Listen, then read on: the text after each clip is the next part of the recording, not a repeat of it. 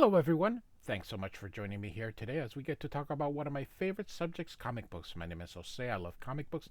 I love talking about them. I love sharing them with you. Feel free to follow me on social media if you would like. Links are in the description below. I've also posted a link to the Marvel fan site, which has character bios and plot synopsis for the issue we're about to go through. So, Classic X-Men number 28. I have a playlist. I started with Classic X-Men number 1. Classic X-Men is how I discovered these older stories. Um, Even by then, a lot of these issues were out of my price range. Um, Neat cover here as Storm, kind of looking at this drug fueled um, home. And then, of course, we have the original cover here. Um, Classic X-Men just gives you some exposition, which you don't get here. So here we get a plot for the entire story, but then we get the backup story here, um, and it's set between 109 and 110. And then here is the full size version of the cover. Still Dave Cockrum doing the covers.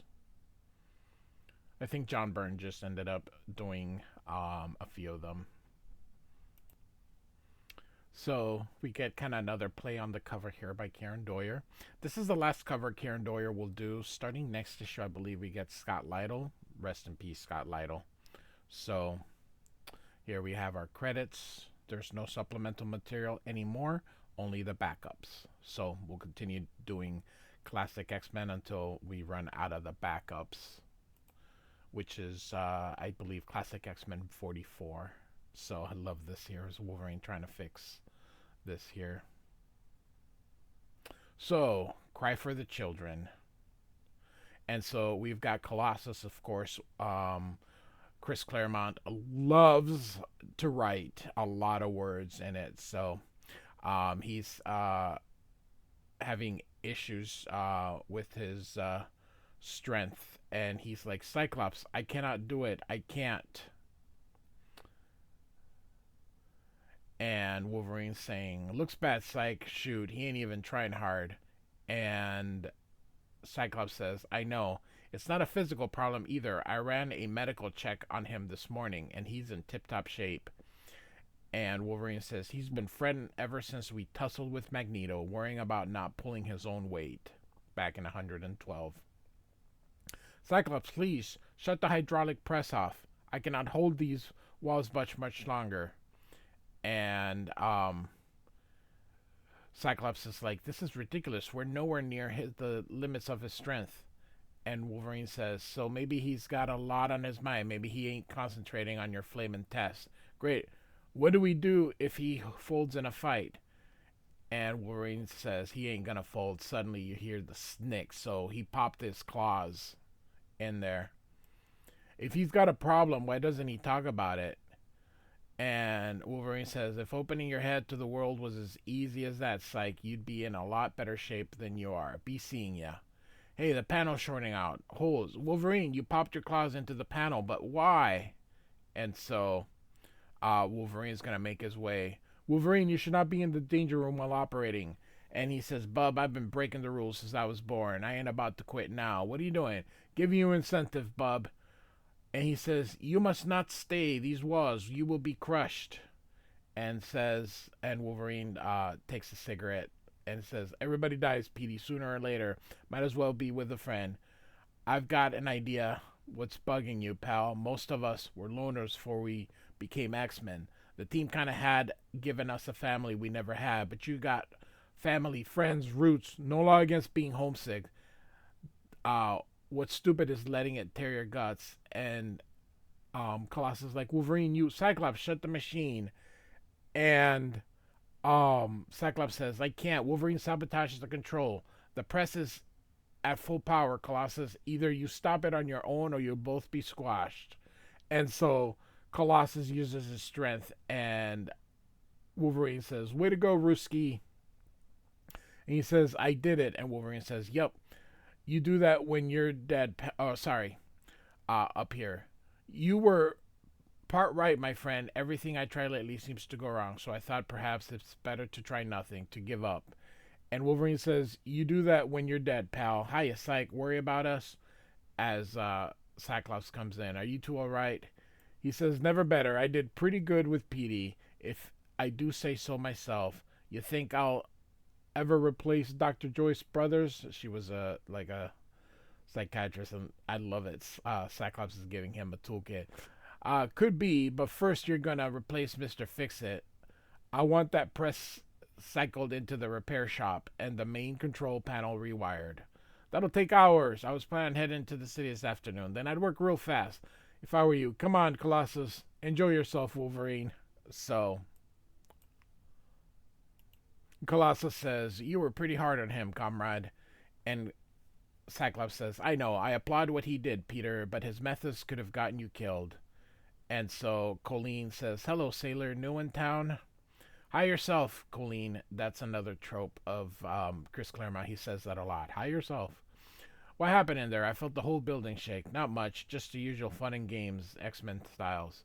"I'll be right in a minute. I'm looking forward to taking the day off, especially after that crazy fight with the living monolith." That would have been in Power Man and Iron Fist number 57, which I believe Chris Claremont was still writing. And he presses the intercom. "Banshee." And so we're at the hangar here. Uh, it looks like Nightcrawler and Banshee are trying to fix the Blackbird. Um, he says, "Teleport over and answer the phone, will you, Kurt?" There's a good lad. So, um, Nightcrawler says, "X-Wing Restorations Apprentice Mechanic Wagner speaking." Or Wagner, most likely he would say. "What can I do for you, fearless leader?" "That's what I like, Nightcrawler. A man who's happy in his work. How's it going?" "Slowly. I'm afraid conditions here are as bad as we found in the house." "What do you think happened?" "I don't know," says Cyclops. "Sean, listen up. Wolverine messed up the Danger Room's main control panel pretty badly. Check the circuits out when he's done fixing it. I'd help him, but I'm due at the phone company." Um, "Not to worry. I'll give him a hand. Go enjoy yourself, lad. You've more than earned it," says Banshee. And so, love the screen tones. These are different screen tones than what we normally see that Terry Austin is employing. Um, and he uses these, but I mean, other people, the type of screen tones other people use. Um, "Something's still bothering you," says Colleen. "Is it that obvious?" "To someone who cares about you, Scott, yes." And he says, "It's Professor Xavier. He's gone, cleared out. Princess Alanda true. I can't shake the feeling that they're not coming back." And so at that moment in a far distant galaxy, that is a long ways to travel. So, and so Professor X ended up leaving, if you remember, because he believes the X-Men are dead. So he's gone with Lilandra, who today is going to be crowned Empress of the Shi'ar. So this guy says, "For 2 standard centuries I have lived here on Center, Majesty, yet I have never seen such joyous crowds." And she says, "Well, they must be well paid." And this guy says, "As credit head, the mob would bankrupt the Imperial Treasury. No, Lilandra, they rejoice because they truly love you." And she says, "It was a joke, Chancellor." "Hello, Charles. Are you as bored by this as I am, my love?" And here is Xavier. Because it's really hard. I don't know why back in the days they just colored everyone like this. I'm sure there was a reason being, but and Xavier says, "Pageantry has its place, preferably on the television where it can be turned off." Unfortunately, these ceremonies have only just begun," says Leandra. "I wish we'd stayed on Earth. Things were happier when it was just the two of us. Give me strength, love." And of course, she walks away, and Professor X thinks, "All I have, dearest, and more. Um, I think you've had it ever since that day our minds first link telepathically across the cosmos, but I fear it won't be enough. And so, again, we are now in Scotland, and Jean Grey is carrying some packages and bumps into, as we know, Jason Wingard. And if you have already familiar with the Dark Phoenix saga, you know who this is. If you've been following classic X-Men, you know who this is. This is, of course, Mastermind. Check out the playlist. There was a great exposition and a great where she was in Greece and had seen that guy who turned out to be him, who turned out to be Mastermind. So we've got everything here. So she bumps into him and he says, "Watch it, lass. Here, let me help you," he says. "That was a nasty spill. Are you alright, miss?" She says, "Gray, Jean Grey." And he says, "I'm Jason Wingard.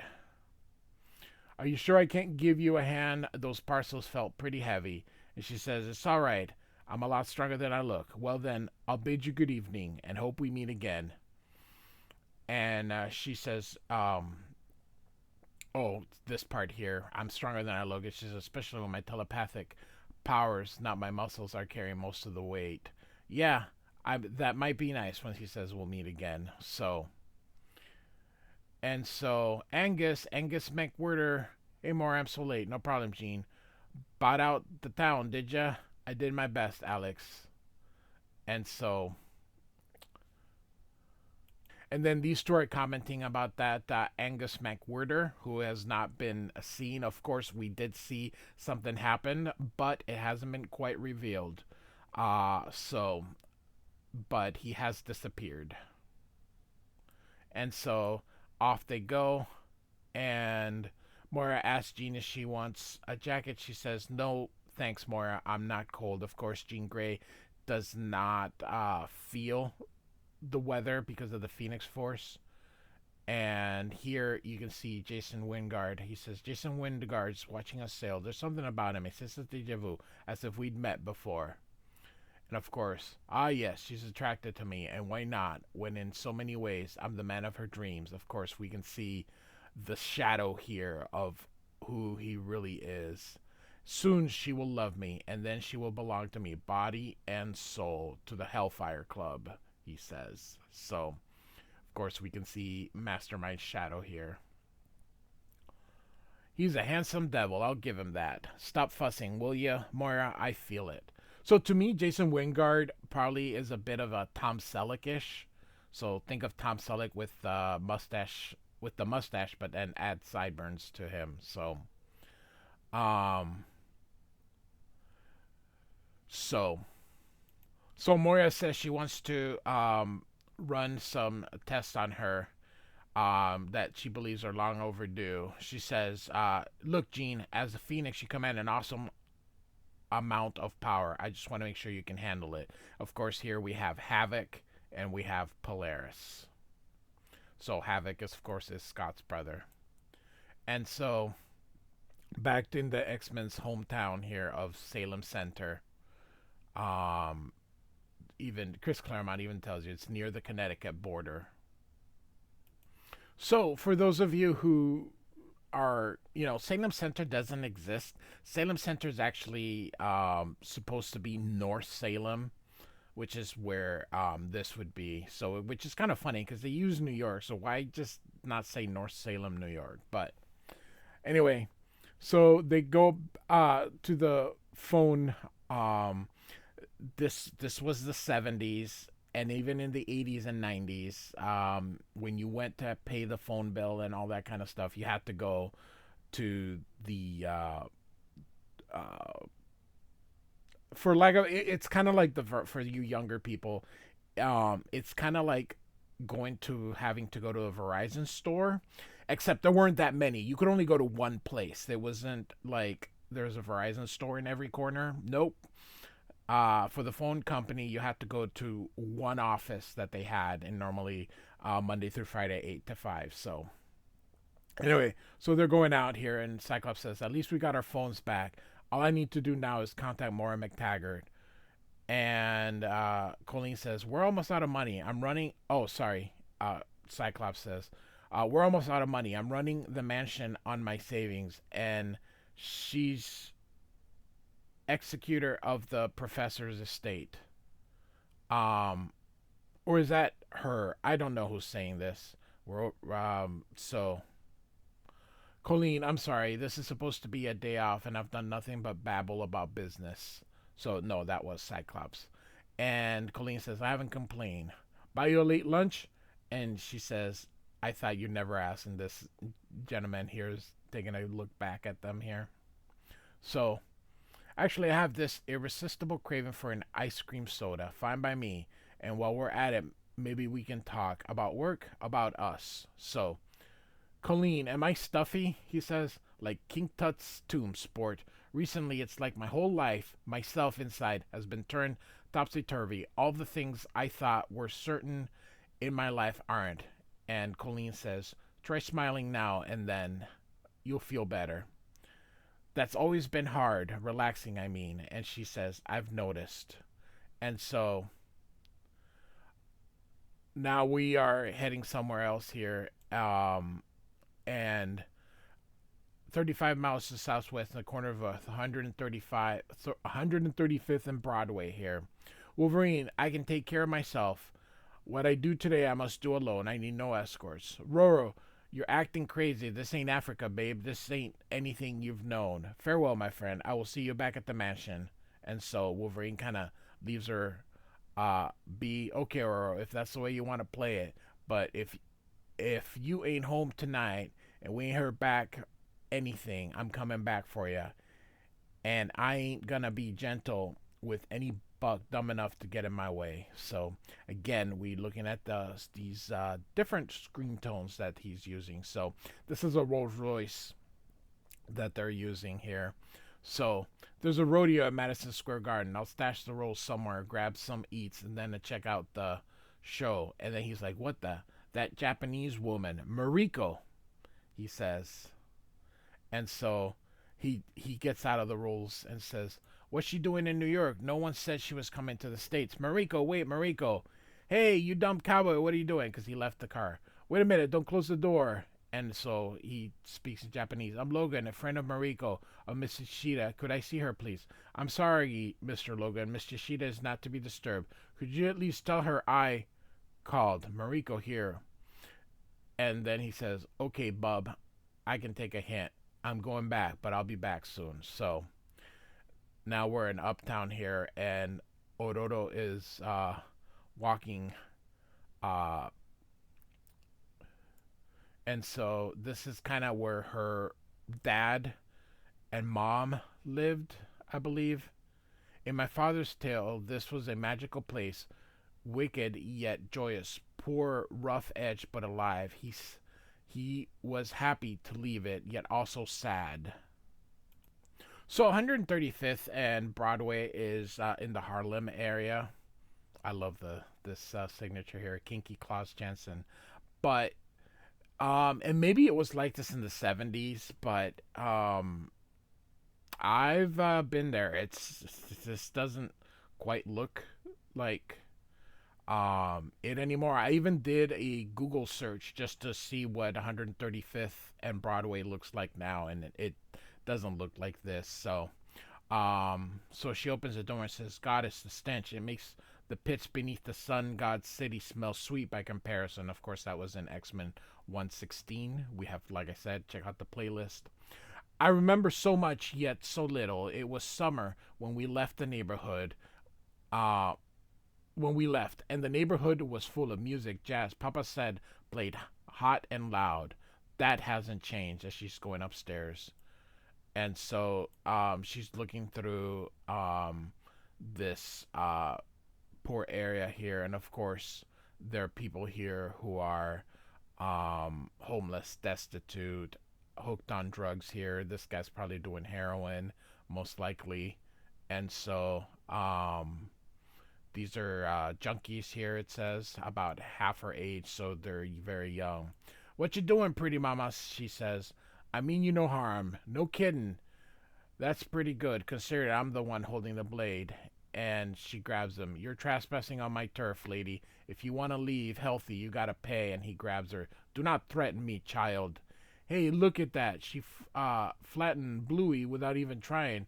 Is she heat, Johnny? Meaning the police. If she is, Frankie, then we're gonna waste ourselves a lady cop. Everyone, knives. So they all take out their knives. They're like jackals, yet they're children. Stay away, Storm says.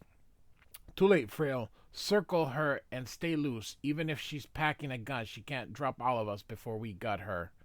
And so they're all moving toward her. You can, I love how they should have done it with all of them, but you can see these two, their eyes, they don't have pupils, kind of showing that they're high as a kite. It would have been nice to have seen that with all of them, but of course, Storm doesn't either. So, and he cuts her, and she realizes, she's like, he cut me to the bone, and I warned you, boy. And she begins to use her power and flungs them. And this guy's like, she's whipping up Hurricane out of thin air, but the witch is so busy with the others, she forgot about me. And you can see him reaching out for the knife. And so he's about to go get her, and suddenly she's grabbed here by Power Man, and he's like, slams him against the wall. Just beautiful. Love this. And Misty says, easy, Cage. He's only a kid. Don't hurt him. Shoot, Misty. If he was an adult, I'd have slammed him through the wall instead of into it. Um, and of course, Storm is like, Luke Cage, Misty Knight.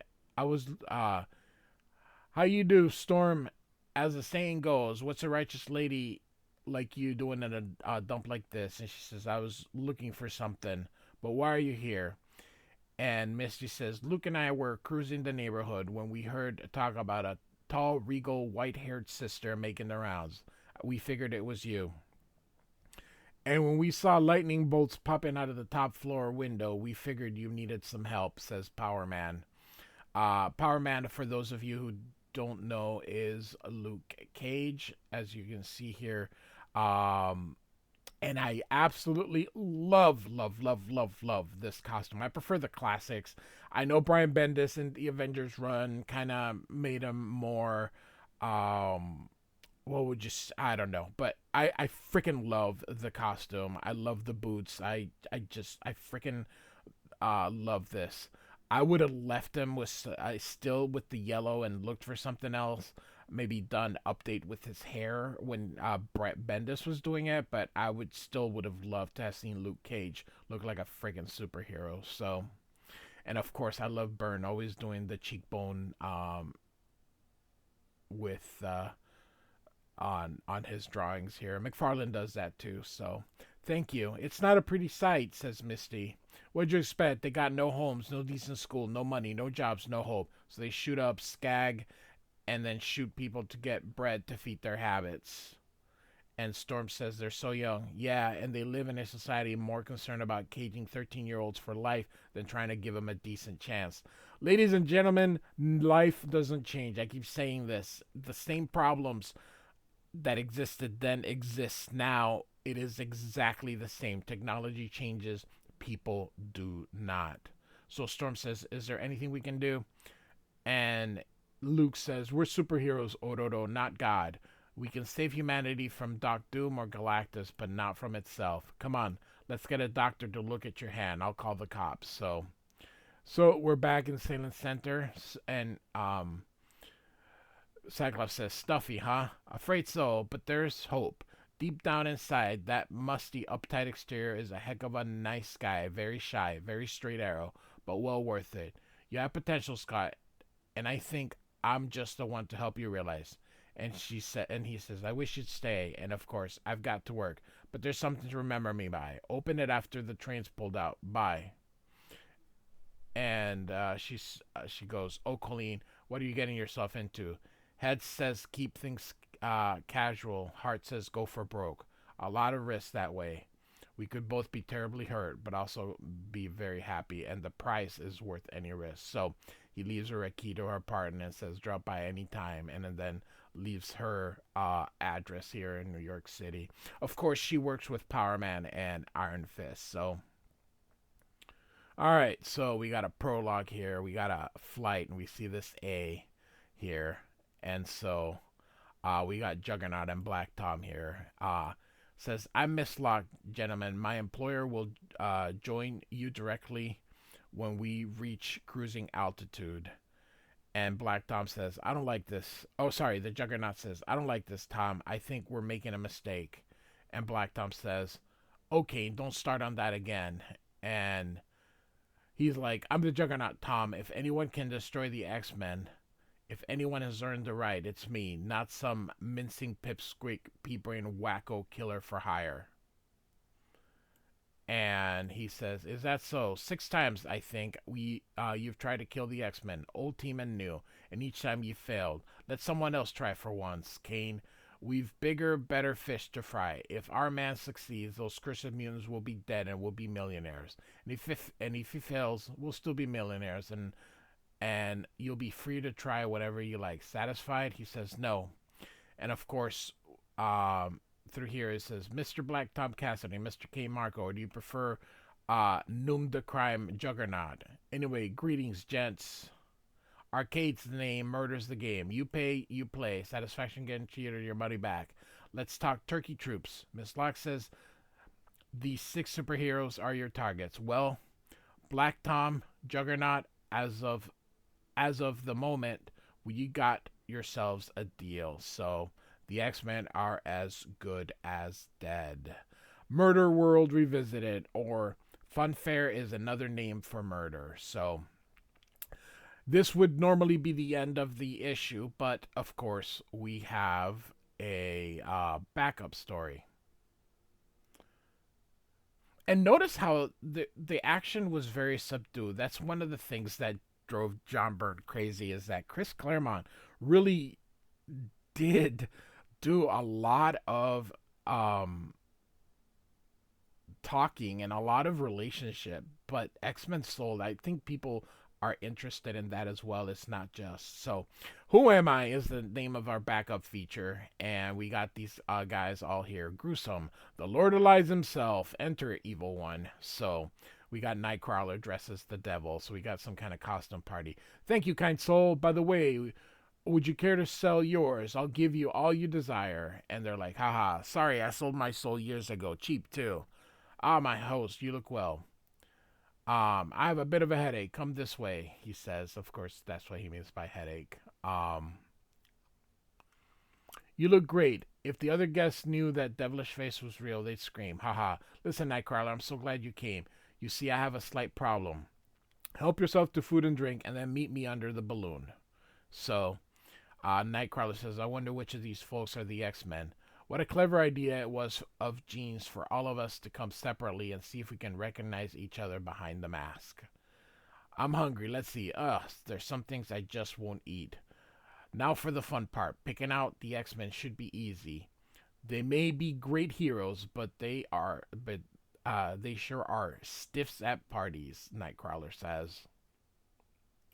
So Nightcrawler continues, tall guy with a mask, could be Colossus. No, he'd be too shy to talk to a girl. And he goes, that gregarious flirt. Only Wolverine knows how to have fun like that. So, good punch. And then he goes, oh, yuck. And some lady here, dressed as a cat, says, here's looking at you, kid. And of course, Nightcrawler's like, huh? Whoa, meow. Don't be squeamish, hot stuff. It's edible, as she bites. My, your makeup is brilliant, quite satanic. Makes me want to sin, she says. And this tail, so lifelike. It's even warm. Oh, pussycat, I'm in heaven. That's why I'd better get going. And nice to meet you. And he, of course, uses his tail. That party's a blast. The anonymity of the mask allows one to act in ways one normally wouldn't dare to. Shameless, now my problem, he says. My dear friend Tiffany has this absolute monster of an ex-husband. He's, an unstable man with violent passions. He used to beat her. He scared her today by calling and said that he'd see her tonight, but she wouldn't see him. With all these costumes, he could be anyone. Tiffany's dressed as a ghost. And he says, I see. I'll keep an eye out for trouble. I wish I could warn the other X-Men, but I can't figure out who they are, he says. Elsewhere at the party, and of course we can tell who this is by that. Oh, she's looking at me. Wow. I've never seen I've never even seen come hither eyes before. What am I thinking? I have a girl. Of course, this is before. This takes place before the X-Men went to the Savage Land and Magneto. So, and Jean would never be so flirtatious. Maybe that's why I find this mysterious stranger so compelling. Of course, walks away, kind of giving Scott a follow me. I think she wants me to follow her down the dark hallway. What should I do? He says, and so he does it anyway. And so, Nightcrawler thinks this is Wolverine. He goes, Psst, Logan, Wolverine, listen, I need you to use your senses to track Jean. We need her telepathy to listen for. And this guy goes, what are you babbling, pal? Get lost. Find your own girls. So that's not Wolverine. And so he goes to kiss and he goes, a mask, may I? And he goes, oh. And he goes, what's the matter, lover boy? I thought you liked me. And so there's a scream. And Nightcrawler goes, no, it's too late. And he closes the door. No one leaves this room. And she goes, oh, it looked real. It frightened me. But it's just a dummy, right? I don't know about that. Of course, we see the leg. And this clown here goes, out of my way. He's trying to reach the door. And he goes, move it, Buster. And turns out Colossus was that mummy. He goes, what? And of course, this is Wolverine here. Ah, not this way either, bub. Who's going to stop me? This heap of dirty laundry? And of course, he goes, that's clean laundry, bub. And Wolverine takes out his claws. And Nightcrawler says, give up. He says, no, I killed once. I can do it again. What's the difference? You're all dressed like ghouls and monsters and demons. You can play the parts? No. Next time, you'll know. Put on a mask. Be prepared to play the role. Here, as he grabs this girl at knife point. My wife dressed as a ghost. Haha, now she is one. I'm a clown. I'll make you laugh.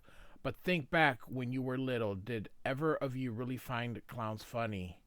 Ha ha ha. Watch this. So, and you hear someone says, Johnny, don't. He says, Tiffany, you're dead. I killed you. And of course, she's the ghost. No, Johnny. We set you up. We stabbed the dummy. Now, stop this before. Yes, I stabbed the dummy. I stabbed my wife. Ha ha ha. And so, all of a sudden, we see the telekinetic being used.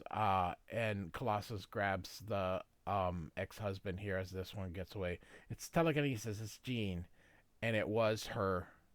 And Cyclops goes, Jean, I'm sorry. Don't hate me, Jean. I was behind this mask in a costume. I felt like another person. It wasn't me. And she goes, wasn't it? And you didn't recognize your own girl, Scott? You don't know me very well. Don't peel it off. May I kiss you, scars and all, he says. So, Nightcrawler says, you were very brave. Thanks. Hey, looking at you, I finally know what the phrase handsome devil means. Why, thank you. You truly are brave. Shall we have some eyeball punch? And Nightcrawler says, let's. Thus we end. So, we're going to have two pinups here. One by Steve Leialoha around X-Men Annual 8. And then we got this one for more modern times, which is, of course, from Follow the Mutants by Mark Silvestri.